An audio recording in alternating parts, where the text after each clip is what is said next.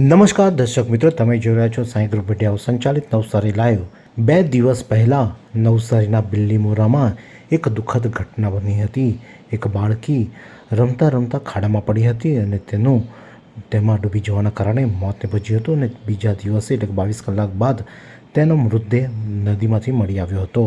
ત્યારે આજે નવસારીના ગેલગડી વિસ્તારમાં પણ એવી જ એક ઘટના બનવા પામી છે, જેમાં 2 વર્ષનું એક બાળક ખાડો ખોદ્યો હતો કોલમ માટે, તેમાં પડી જતાં તેનું મોત નીપજ્યું છે। નવસારીના ગેલગડીના પાણીની ટાંકી સામે આવેલા રામદેવનગર 1 ખાતે એક મકાનનું નવું બાંધકામ ચાલી રહ્યું હતું। કોન્ટ્રાક્ટર દ્વારા ખાડા ખોદી દેવામાં આવ્યા હતા, પરંતુ ખાડાની ફરતે કોઈપણ પ્રકારની આળાશ મૂકવામાં આવી ન હતી કે કોઈપણ પ્રકારે એવું કોઈપણ સાઇનબોર્ડ પણ મૂકવામાં ન આવ્યા હતા કે જેથી કરી કોઈ અંદર ન જાય। પરંતુ આ જે ખાડા ખોદવામાં આવ્યા હતા તે ખાડામાં આજે વરસાદી પાણી ભરાઈ જવા પામ્યા હતા।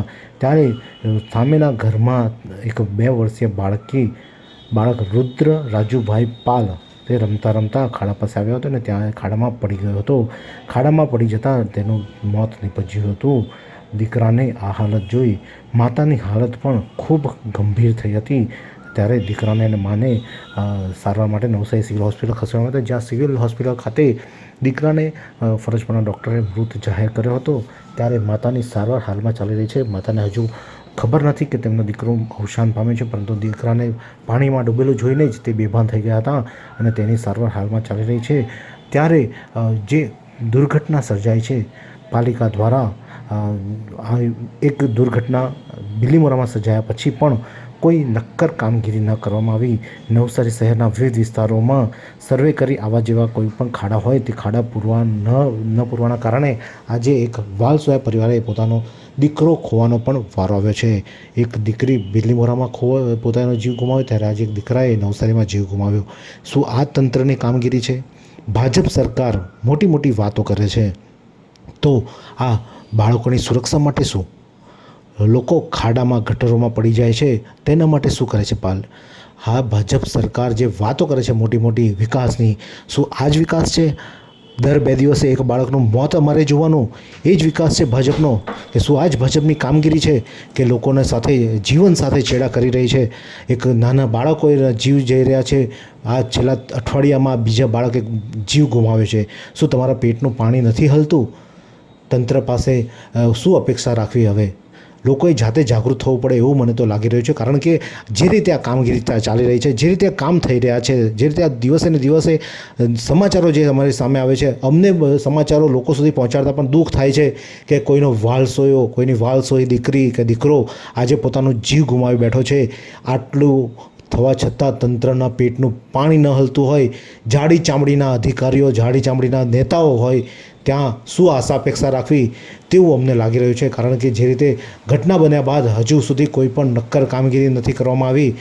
જે કોન્ટ્રાક્ટરોએ ખાડા ખોદ્યા છે, જે પાલિકાના કર્મચારીએ જે ખાડા ખુલ્લા રાખ્યા હતા, તે સામે કોઈ કાર્યવાહી ન કરવામાં આવી, કોઈ ગુનો નોંધવામાં ન આવે, કેટલું વ્યાજબી? એક વ્યક્તિ સામે તમે કડક કાર્યવાહી કરશો તો બીજા 5 જણા ગુના કરતા અટકી જાય, તે માટે કાયદા બનાવવામાં આવ્યા હોય, પરંતુ તે કાયદાઓ પણ ઘોળીને પી જતા આ તંત્રના અધિકારીઓ, સત્તાધીશો તે કેવી રીતે સુધરે તેના પર લોકો આશ રાખીને બેઠા છે, કારણ કે કોઈ સુધારવાનું નામ નથી લેતું। એક ઘટના બન્યા બાદ પણ કોઈ નક્કર કામગીરી ન લેતા અત્યારે હાલમાં આજે બીજા બાળકે પોતાનો જીવ ગુમાવ્યો છે। એટલે કે નવસારી શહેરમાં જાણે હવે નાના બાળકોની જિંદગી જોખમમાં હોય તેવું લાગી રહ્યું છે। લોકો પોતાની જીવ હવે પોતે જાતે જ બચાવીને પોતાના સંતાનોને જાતે સાચવવા પડે તેવી પરિસ્થિતિનું નિર્માણ થયું છે। અને હાલમાં જે રીતે આ જોવામાં આવી રહ્યું છે કે બિલ્લીમોરા અને ગેલગડીના જે 2 બનાવો બન્યા છે, ત્યારબાદ જો હવે તંત્ર જાગે, અધિકારીઓ જાગે અને આ જે કોન્ટ્રાક્ટરો છે તેની સામે, જે અધિકારીઓ છે તેની સામે જો કાયદેસરની કાર્યવાહી કરે તો 100% કોઈનો બીજાનો એકનો દીકરાનો જીવ બુઝાવતો અટકી જશે તેવી આશા સાથે જોતા રહો નવસારી લાઈવ। નવસારીમાં રાહત દરે ઉત્તમ સારવાર મેળવવાનું સ્થળ એટલે કેજલ life in multi speciality hospital, જ્યાં સામાન્ય ઓપીડી ઉપરાંત સર્જિકલ, બાળરોગ, સ્ત્રી રોગ, ઓર્થોપેડિક જેવા વિવિધ વિભાગોના નિષ્ણાંત તબીબો, અત્યાધુનિક સુવિધાઓ સાથેનું આઈસીયુ તેમજ મા કાર્ડ અને આયુષ્માન કાર્ડ હેઠળ સારવાર ઉપલબ્ધ છે। તો આ હોસ્પિટલનું સરનામું નોંધી લો। નેશનલ હાઈવે નંબર 48 સ્વામિનારાયણ મંદિર સામે કબીલપુર નવસારી અને વધુ માહિતી માટે સ્ક્રીન પર દેખાતા નંબર પર સંપર્ક કરો.